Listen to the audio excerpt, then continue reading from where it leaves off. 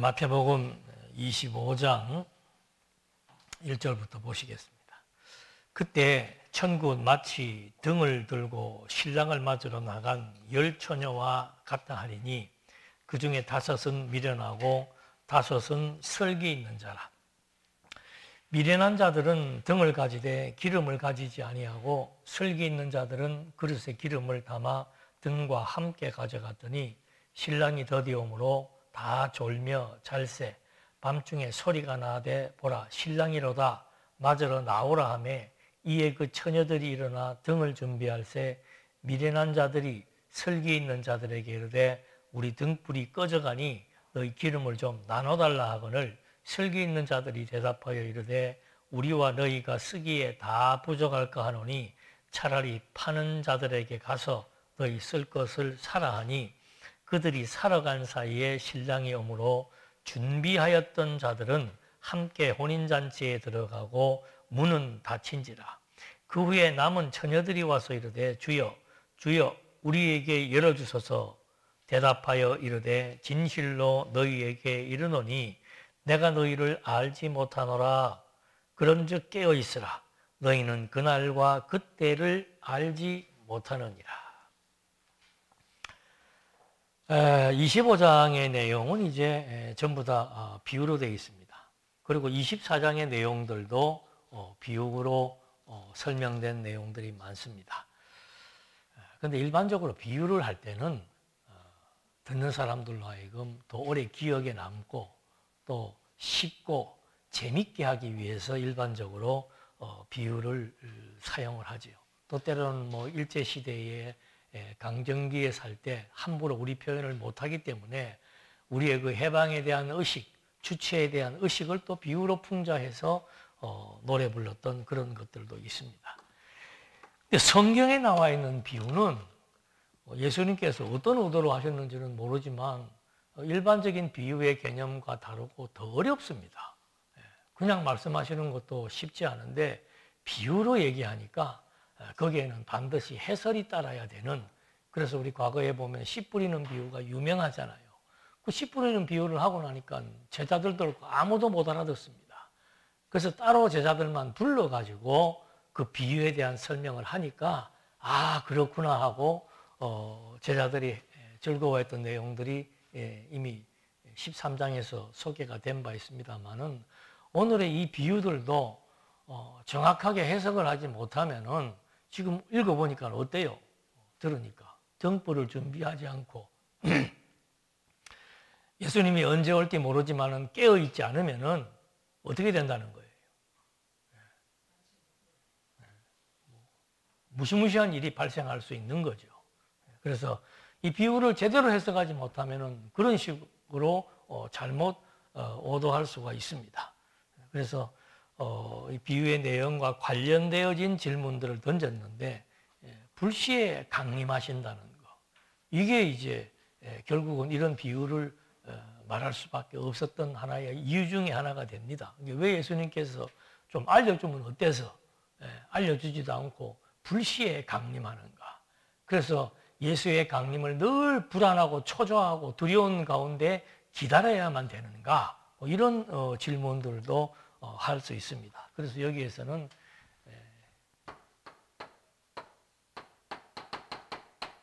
깨어있으라. 자, 그렇다면 깨어있는 게 뭐냐? 잠자지 않는 것이 깨어있는 건가?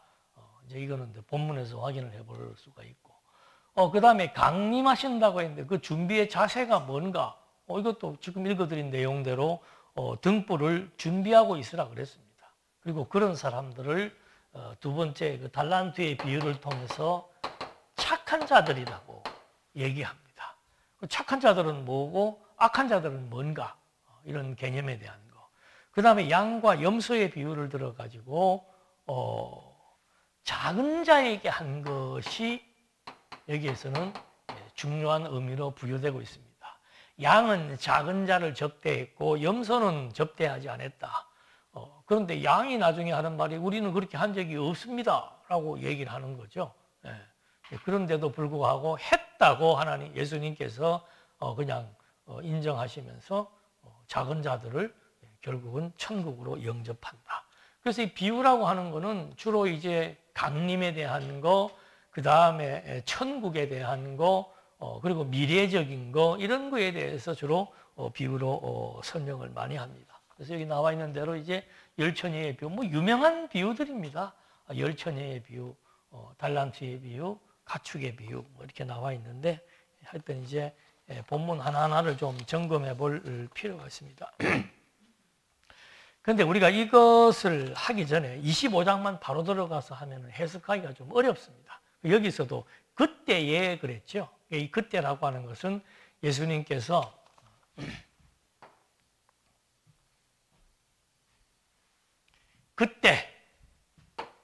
그때는 언젠가 33년입니다. 예수님께서 예언을 하신 때입니다. 무엇에 대한 예언인가? 70년에 예루살렘이 멸망한다라고 하는 것. 거기에는 뭐 도성과 성전이 다 멸망한다고 했습니다. 그리고 이제 그 끝에 가서 당신이 강림하신다는 것, 다시 오신다는 거죠. 그래서 이미 예수님은 처음부터 종말에 대한 것을 예고하는 거죠.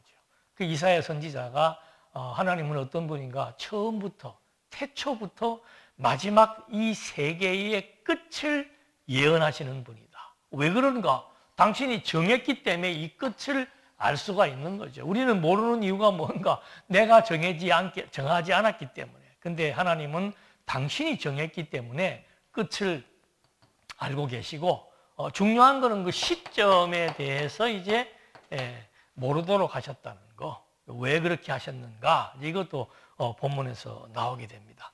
그래서 먼저 나왔던 그 얘기들을 정리할 때 24장에서 노아의 홍수에 대한 비유를 들었습니다. 그러니까 그때도 불신의 풍조에 의해서 많은 인류들이 다 이제 이때를 예고하면서 노아에 대한 예를 든 거죠. 노아 시대에 다 멸망했다. 그런데 누구만 구원받는가? 노아의 8식구만 구원받는다. 왜 노아의 8식구가 구원받는가? 이게 이제 중요한 포인트입니다. 비유를 해석하는 열쇠가 이제 풀어지기 시작하는 거예요. 노아는 하나님의 은혜를 입은 자라 그랬습니다. 그러니까 하나님이 노아는 이미 이 심판에서 구원하기 위해서 이미 노아에게는 은혜를 주었다. 그러면 노아가 하나님의 은혜를 받았다는 것은 어떤 것을 의미하는가? 노아가 이 홍수 심판에 대한 하나님의 약속을 아주 적극적으로 신뢰하게 된다는 거예요. 그러니까 이게 은혜 받은 자입니다. 은혜 받은 자라는 것은 뭔가? 하나님께서 이 노아의 홍수 시대의 인류의 멸망 가운데서 특히 노아가 뭐 가정의 가장이니까 노아에게 하나님이 은혜를 주어서 심판한다는 하나님의 약속을 아주 그냥 100% 신뢰하도록 주신 그런 하나님의 섭리 역사, 그 24장에 나오는 겁니다. 그리고 또 하나의 그 비유가 뭐가 있었는가 하면은 2명 중에 하나를 데려갔다 그랬습니다. 밭에서 일을 할 때 선택, 이게 지금 24장에 나와 있는 내용이에요. 24장과 25장은 그때라고 하는 걸 통해서 연속 선상에 있음을 말해주고 있습니다. 그러니까 계속해서 이 예수님은 종말에 관한 것들을 비유로 말씀하신다는 것과 같은 맥락입니다. 그러니까 24장의 내용을 한 번 더 기억을 해야 되죠. 둘 중에 하나만 데려간다는 건 뭔가? 선택받았다는 것을 의미한다. 선택받은 자는 데려가고 선택받지 못한 자는 그대로 놔두어서 이 지상의 심판에 그대로 버려두겠다는 얘기입니다. 그 다음에 이제 하인의 비유를 들면서 충성된 종이 있고 사악한 종이 있다는 것을 말해주는 거죠. 그러니까 충성이라고 하는 것은 뭐 내가 어떻게 뭐 충성하겠다, 여러분 충성해야 됩니다. 그게 아니에요. 하나님의 은혜를 받은 자들은 하나님의 약속을 신뢰하게 돼 있고, 하나님의 약속을 신뢰하는 자는 하나님이 선택한 자입니다. 하나님이 선택한 자들은 또 똑같이 하나님의 약속에 대해서 그대로 가치를 부여하며 성실한 태도로 임한다는 거예요. 그러니까 이 내용 그대로 여기에 이제 같이 연결선상에서 설명이 되는 겁니다. 자, 보니까 여기에 딱 두 부류를 나눕니다. 슬기로운 자와, 첫 번째는 슬기로운 자와 미련한 자를 나눕니다. 슬기로운 자들은 어떤 자들입니까? 예수님의 약속대로 기름을 준비한 자. 미련한 자는 어떤 자들인가? 약속을 불신함으로 말미암아 기름을 준비하지 않은 자. 이게 중요한 거예요. 그러니까 약속을 믿는다, 믿지 않는다에 따라서 준비하고 준비하지 않는 것이 결과로 나타나게 되는 거죠. 그러니까 하나님의 약속을 신뢰할 수 있는 것은 하나님의 은혜를 받았기 때문입니다. 하나님의 은혜를 받는다는 것은 하나님이 선택했기 때문입니다. 그러니까 여기서 뜬금없게 준비 얘기가 나오니까 아이고 준비해야 되겠구나. 이게 아니고 이미 앞에서 얘기한 대로 이 슬기로운 자는 어떤 자들인가? 하나님의 은혜를 입어서 하나님의 강림과 심판의 약속을 믿는 선택받은 성실한 자를 의미하는 거예요. 그럼 이 성실한 태도는 왜 나오는가? 이런 하나님의 약속이 믿어지면서 하나님의 약속이 믿어진다는 것은 이 강림은 강림으로 끝나는 게 아니고 심판과 그 다음에 부활과 그리고 천국과 이런 것들이 다 이제 연계되어져서 주어지는 약속의 내용입니다. 그래서 이 등불을 준비한다는 게 뭔가 비유로 얘기한 거예요. 비유로 얘기한 걸 갖다가 등불을 준비해야 되겠다고 어떻게 준비하랍니까, 여러분? 그리고 여기 마지막에 보니까는 그 등불을 준비하지 못한 여자들이 막 문을 두드리고 난리를 치니까 나는 너희들을 알지 못한다. 그러니까 깨어 있으라. 너희는 그날과 그때를 알지 못하느니라. 이 시점을 모르기 때문에 항상 예수님께서 하시는 말씀이 깨어 있으라고 하는 말을 해주는 거예요. 그러니까 준비하는 이유는 뭔가 하면은 방금 드린 말씀대로 하나님의 은혜를 입어 약속을 믿고 선택받은 자들의 충성된 태도가 준비하는 겁니다.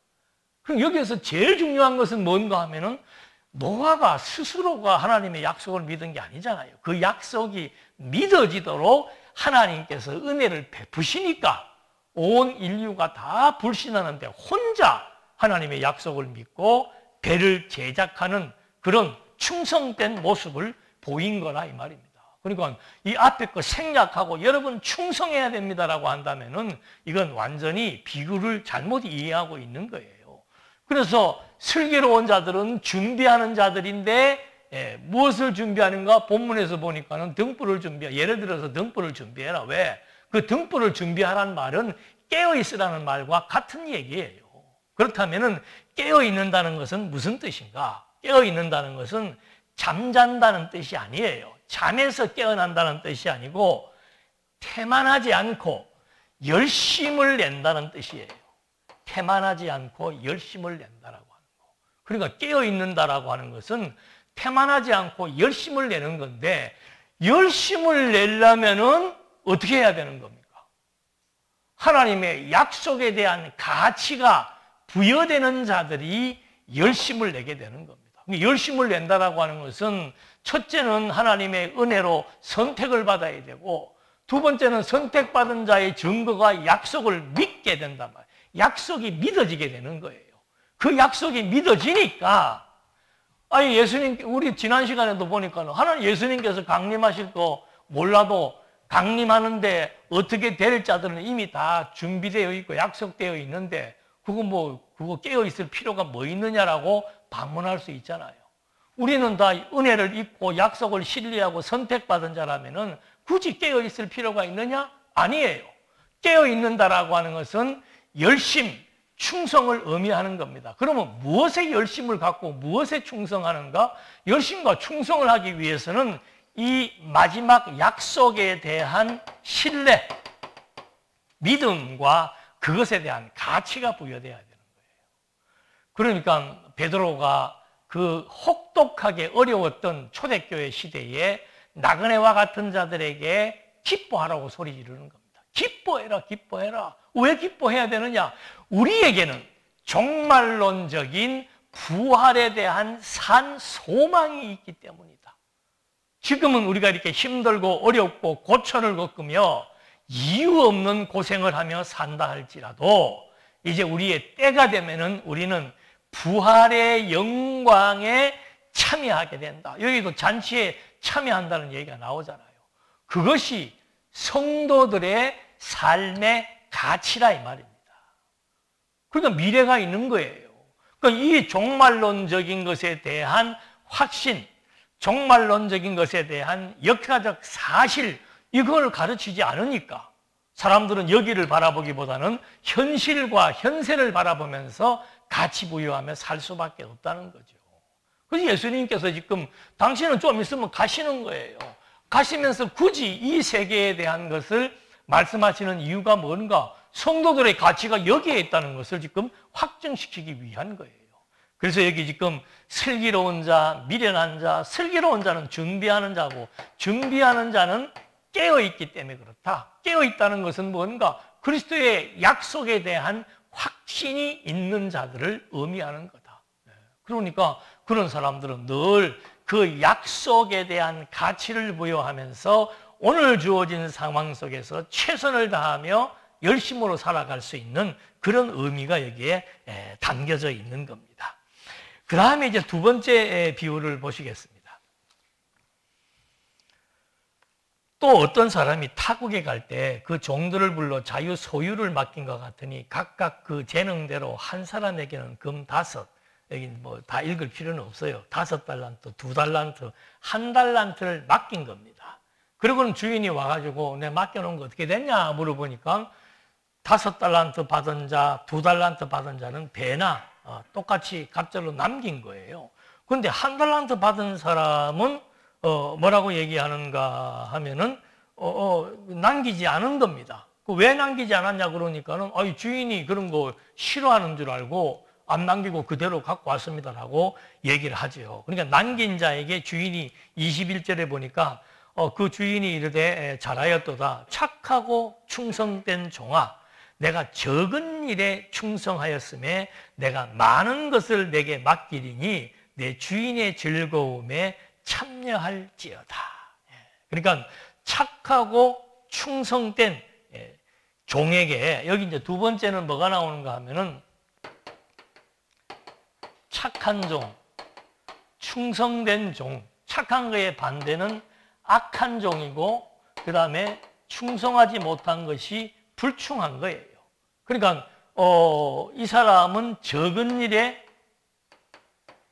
충성한 거라고 얘기하는 겁니다. 여기는 일이 별로 이렇게 가치롭게 여기지 않으니까 충성하지 않은 거죠. 이 적은 일이라고 하는 것은 이미 앞에서도 말한 것과 같이 가치를 의미하는 겁니다. 그러니까 이런 것들도 우리가 그동안 이런 걸 잘못 해석해가지고 예수님도 보십시오. 여러분들은 몇 달란트 남겼습니까? 하나님이 우리에게 다 맡겨주신 임무가 있는데 그 임무를 남기지 않는다면은 결국은 그리스도에게 가서 책망을 받을 수가 없다. 책망을 받을 수밖에 없다. 이런 얘기를 수도 없이 들어왔는데 여기서 지금 하는 말도 앞에 이 내용과 똑같은 연결선상에서 반복적으로 하는 비유의 내용입니다. 그러니까 그렇게 말하면서 23절에 그 주인이 이르되 잘하였도다. 착하고 충성된 종 또 반복해서 말을 합니다. 그러면서 24절에 1달란트 받았던 자는 와서 이르되 주인이여 당신이 굳은 사람이라 심지 않은 데서 거두고 해치지 않은 데서 모으는 줄을 내가 알았으므로 두려워하여 나가서 당신의 달란트를 땅에 감추어 두었나이다. 보소서 당신의 것을 가지셨나이다. 그 주인이 대답하여 이르되 악하고 게으른 종아 나는 심지 않은 데서 거두고 해치지 않은 데서 모으는 줄로 알았느냐? 그러면 내가 마땅히 내 돈을 취리하는 자들에게나 맡겼다가 내가 돌아와서 내 원금과 이자를 받게 하였을 것이니라. 내가 너희들에게 맡겼을 때 그거 그대로 간직할 것 같으면 내가 뭐하러 너한테 맡겼겠냐? 이자 받는 사람한테 맡겨서 왔을 때 이자라도 받겠다. 그에게서 그 1달란트를 빼앗아 10달란트 가진 자에게 주라. 무릇 있는 자는 받아 풍족하게 되고 없는 자는 있는 것까지 빼앗기느니라. 이 무익한 종을 바깥 어두운 데 내쫓으라. 거기서 슬피 울며 이를 갈리라 하니라. 그러니까 여기는 이제 완전히 뭐 적은 일에 충성된 자, 여기에는 이제 불충한 자로서 결국은 심판을 받게 된다는 그런 비유의 얘기를 하고 있는 거죠. 그러니까 여기서 중요한 개념은 뭔가? 적은 일. 적은 일은 뭔가? 맡겨준 것을 성실하게 잘 이행하는 것, 그게 적은 일입니다. 착하다는 것은 뭔가? 마음이 착하다는 게 아니고 선한 것을 의미합니다. 선한 것이라고 하는 것이 뭔가? 하나님의 뜻대로 살아가는 게 선한 거예요. 그러니까 주인의 뜻은 뭔가? 맡겨준 것 가지고 열심히 일을 해서 남기라는 것이 그 주인의 뜻입니다. 그 다음에 여기에 착하고 충성된 종아, 이 충성이라고 하는 말은 뜻이 뭔가 하면은 지속성을 의미합니다. 예수님이 남겨준 거 받아서 지속적으로 그것을 가지고 가치를 부여하며 살아가는 거. 자, 그렇다면은 예수님이 남겨주신 거, 예수님이 적은 일이라고 한 거, 그거는 뭘 의미하겠습니까? 직접적으로 말하면은 남겨주신 거 이거예요. 예수님이 남겨주신 거 적은 일. 그런데 사실은 이게 큰 일이죠. 이거에 대한 가치를 안다면은 지속적으로 이걸 다른 말로 하면 복음이에요. 그러니까 예수님께서 각 복음서의 끝부분에서 계속해서 만민을 제자로 삼고 모든 자에게 복음을 전파해라. 사도 베드로에게 내 양을 먹이라, 내 양을 먹이라.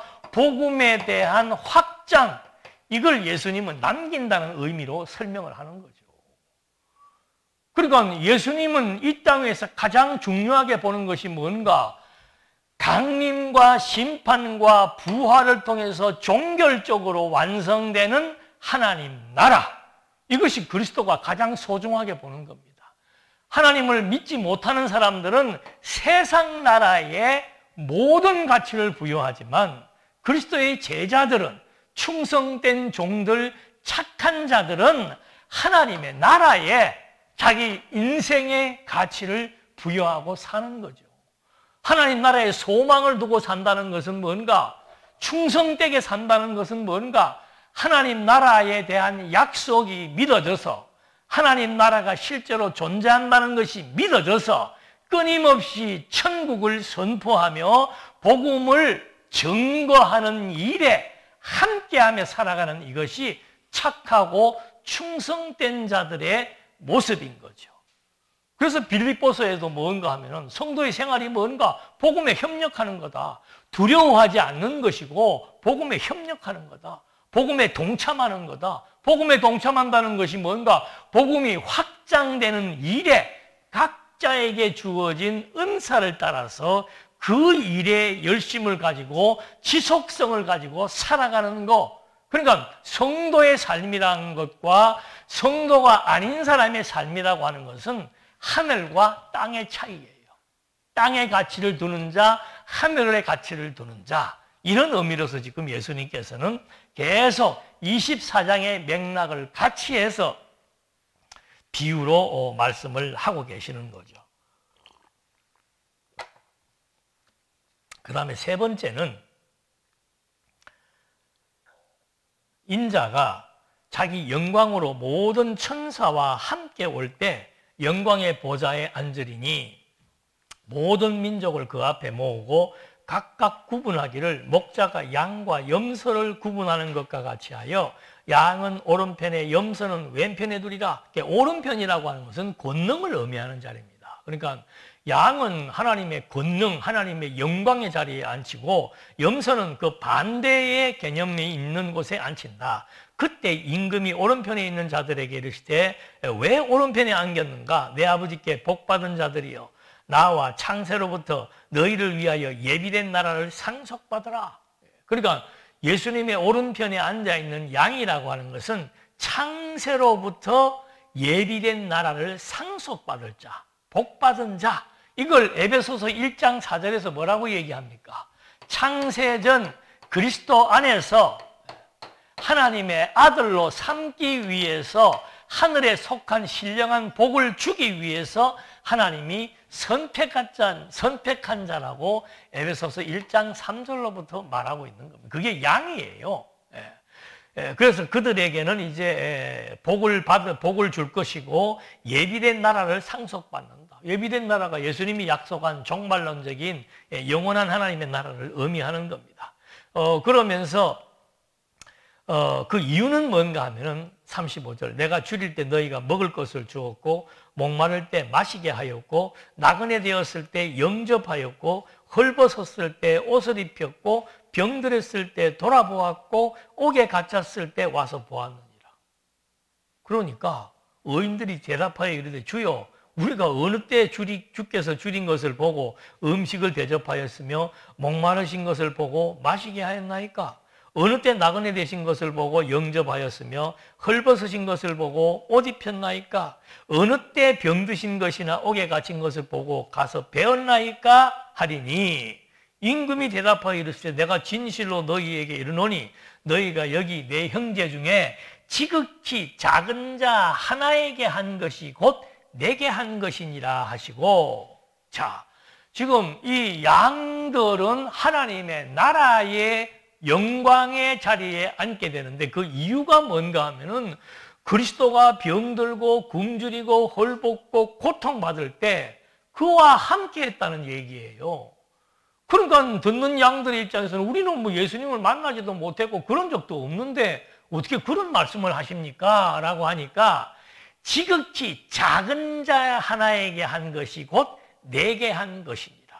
자, 여기에서 중요한 개념은 뭔가 하면은 작은 자예요. 작은 자. 작은 자. 그러니까 24장에서도 작은 자는 누구를 의미하는 겁니까? 어린아이, 작은 자, 당신을 의미하는 거예요. 그러면 당신을 영접했다는 것이 어떤 의미인가?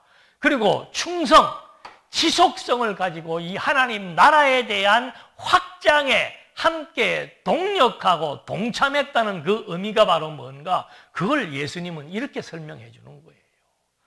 당신이 줄이고 목마르고 헐벗고 힘들어할 때 자기에게 도움을 주었다는 말의 의미, 가장 작은 자에게 아름다운 일을 했다라고 하는 그 의미가 결국은 복음에 협력한다는 말의 의미와 동일한 거예요. 그러니까 앞에 내용 그대로 또 받아서 말씀하고 있는 거죠.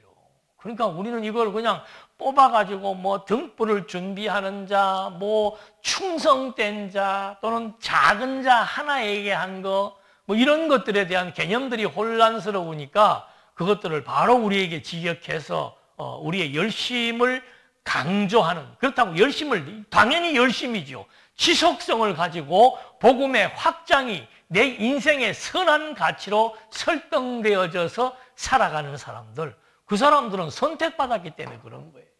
왜 노아가 모든 사람들이 다 불신하는 하나님의 심판의 약속을 믿고 묵묵히 오랫동안 배를 만드는 일을 하였는가? 왜 지속성을 가지고 그 일을 했는가? 노아는 하나님의 은혜를 입었기 때문입니다. 그러니까 에베소서의 말씀대로 양이라고 하는 것은 뭔가 창세전부터 하나님께서 하늘에 속한 신령한 복을 주기로 작정된 자, 그런 자들은 작은 자에 대해서 뭐 한다?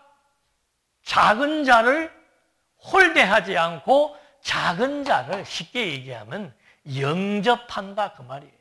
영접하는 자, 곧 그 이름을 믿는 자들에게는 하나님의 자녀가 되는 권세를 주었다고 요한복음에서 말하고 있는 것처럼 작은 자에게 한 것이 바로 무엇을 의미하는가? 작은 자를 영접한다는 것이고, 작은 자를 영접한다는 것은 또 다른 말로 의미하면은 작은 자가 약속한 이런 영원한 하나님 나라에 대한 산소망을 가지고 지속성 있게 자기 인생의 가치를 부여하며 복음에 협력하는 삶, 이걸 이제 여기에서 말하고 있다고 우리는 확인해 볼 수 있는 겁니다. 그러면서 이제 왼편에 있는 염소들에게 41절, 왼편에 있는 자들에게 이르시되 저주받은 자들아 나를 떠나 마귀와 그 사자들을 위하여 예비된 영원한 불에 들어가니라. 내가 줄일 때 너희가 먹을 것을 주지 아니하였고 목마를 때 마시게 하지 아니하였고 나그네 되었을 때 영접하지 아니하였고 헐벗을 때 옷 입히지 아니하였고 병들었을 때와 옥에 갇혔을 때 돌보지 아니하였느니라 하시니 그들도 대답하여 이르되 주여 우리가 어느 때 주께서 줄이신 것이나 목마른 것이나 나그네 된 것이나 헐벗은 것이나 병드신 것이나 옥에 갇힌 것을 보고 공양하지 아니하더이까. 이거 완전 거짓말하는 거죠. 이에 임금이 대답하여 이르시되 내가 진실로 너희에게 이르노니 이 지극히 작은 자 하나에게 하지 아니한 이것이 곧 내게 하지 아니한 것이니라 하시니 그들은 영벌에 의인들은 영생에 들어가리라 하시니라. 그러니까 이 이제 비유에서 작은 자 영접하는 거, 이건 곧 그리스도를 영접한다. 그러니까 염소들은 뭔가 결국에는 그리스도를 배척한 자들이죠. 그들에게는 영원한 이제 사망의 심판, 영원히 벌받게 되는 사망의 심판에 처할 것을 약속한 내용으로 이제 비유가 정리가 되게 되는 겁니다. 그러니까 예수님이 지금 24장에서 하신 말씀대로 하나님의 은혜를 입어 약속을 신뢰하고 선택받고 지속성을 가지고 하나님의 일에 열심인 것. 이것은 바로 미래에 약속된 종말과 부활과 영원한 천국에 대한 확신을 갖고 그 복음의 확장의 일에 함께 동참하며 협력하며 살아가게 됨을 의미하는 그런 약속의 말씀을 하고 계신 겁니다. 이래서 이제 오늘로 25장으로 왕권에 대한 예수님께서 왕권을 성취하심으로 진정한 통치자라고 하는 사실을 확증시켜 주셔서 당신이 하나님의 아들 그리스도라고 하는 사실을 입증시켜 주는 내용. 그래서 우리가 17장으로부터 25장까지가 예수님이 갖고 계시는 진정한 통치직을 말하고 있습니다. 그래서 제일 먼저 보여주는 것이 왕권에 대한 주체입니다. 내가 진정한 통치자다. 그걸 보여주기 위해서 17장 도입에서 뭐가 나오는가 하면은 변화산 사건이 나오는 겁니다. 변화산에서 무슨 중요한 일이 벌어지는가? 변화산을 보고 많은 그 제자들이 보고 막 혹해가지고 여기다 집 짓고 삽시다라고 했는데 하나님의 뜻은 그 변화산을 보고 이 좋은 것에 집 짓고 살아라고 준 것이 아니고 내 사랑하는 아들의 말을 들으라는 말을 이제 하늘로부터 음성을 통해서 제자들에게 확인시켜 주는 겁니다. 변화산의 그 영광의 모습을 보면서 하나님의 음성이 들리는데 내 사랑하는 아들의 말 들으라 이 말입니다. 그러니까 지금부터는 하나님의 아들에 대한 통치권이 주어져 있음을 확인시켜주는 변화산 사건, 그걸 통해서 이제 예수님께서 진정한 통치자임을 증명하는 내용으로 그 다음 단원이 뭔가 하면은 여기는 주체를 설명했으면 그 다음에는 그 왕권을 본인이 직접 수립하는 내용입니다. 그래서 품꾼의 비유를 드는 거죠. 뭐 9시에 온 사람, 낮에 온 사람, 저녁에 온 사람 자기 마음대로 품꾼을 품삯을 정해가지고 주는 그런 비유를 들었습니다. 그 의미는 바로 뭔가? 당신이 주인이라는 거예요. 내가 주인이니까 내 마음대로 품삯을 정하고 시간을 정해서 한다라고 하는 절대적인 주권을 보여주고 그 다음에는 이제 예루살렘에 입성하니까 사람들이 모여들어가지고 호산나 호산나 외치는 찬양의 내용. 호산나라고 하는 것은 오 구원하소서라고 하는 그런 찬양의 의미가 담겨져 있다고 그랬습니다. 그러니까 이스라엘 민족을 구원할 진정한 통치권이 나에게 있음을 보여주고 다윗이 바로 그 예수를 주라고 소개했다는 당신의 기원을 말함으로써 앞에서 말했던 하나님의 아들이라고 하는 진정한 통치권이 나에게 있다는 사실을 증명해주고 마지막에 그 심판에 대한 왕권에 대한 시행은 무엇으로 보여주는가? 그건 심판에 대한 권세를 통해서 진정한 통치권이 나에게 있다는 사실을 보여주는 거죠. 그러니까 우리가 그동안 23장, 25장의 내용은 전부 심판의 내용입니다. 종말론적인 그리스도의 강림은 반드시 이 피조 세계를 심판한다고 그랬습니다. 그러면 그 심판의 의미는 그냥 심판하는 것 자체로 끝나는가? 아니다. 예수님의 심판은 영원한 생명과 영원한 사망의 심판이다. 이것은 이미 창세전부터 하늘에 속한 신령한 복을 주시기로 작정하고 선택한 자들에게는 영원한 생명을 얻게 하고, 그렇지 못한 자들에게는 영원한 사망에 처하는 종말론적인 심판의 역사를 통해서 당신이 바로 이 피조세계의 모든 영역을 주관하시며 이 피조세계의 모든 것을 심판하시는 진정한 통수권자, 진정한 통치권자이심을 우리에게 확증시켜 주시는 거죠. 그러니까 이 심판의 내용을 통해서 우리가 확신할 것은 뭔가? 정말 예수님은 하나님의 아들로서 이 피조 만물을 심판하실 권세가 있는 분인데, 그 심판에 대한 확신을 주기 위해서 예루살렘이 70년에 망한다고 예언했다 그랬죠. 그건 과거 역사입니다. 70년에 망했습니다. 그리고 그 성전이 파괴되었습니다. 그런데 지금 21세기에도 똑같이 그 예루살렘이 무너졌던 것을 우리 눈으로 보게 하셨습니다.